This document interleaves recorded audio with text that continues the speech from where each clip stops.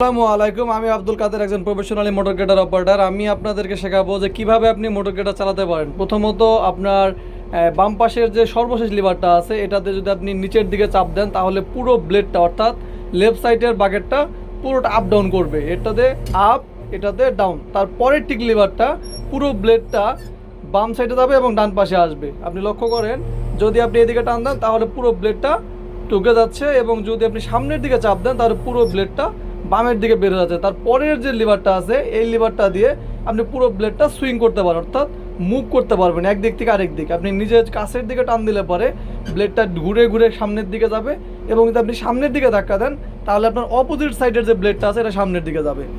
এরপরে যে সামনের দুটো লিভার আছে তার ভিতরে একটা হচ্ছে নাঙ্গল বা রিপার বলতে পারেন, আর একটা হচ্ছে পুরো ব্লেডটা ফোল্ডিং করে। আপনি লক্ষ্য করেন, যদি সামনে চাপ দেন ব্লেডটা খেয়াল করেন পুরো ব্লেডটা কিন্তু ডাউনে যাচ্ছে, এবং উপরে চাপ দিলে পুরো ব্লেডটা ঠিক উপরে উঠে আসতেছে।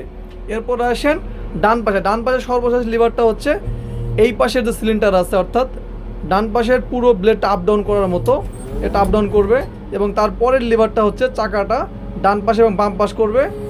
এরপরের যে লিভারটা আছে পুরো সেটটা, অর্থাৎ আপনার ব্লেডের যে সম্পূর্ণ সার্কেলটা আছে সম্পূর্ণ সার্কেলটা লেফটে এবং রাইটে করবে। আপনি কাছের দিকে টান দিলে রাইট, সামনের দিকে লেফট। আর এটা নাচার দরকার না, এটা হচ্ছে আর্টিকুলেশন অর্থাৎ বডি।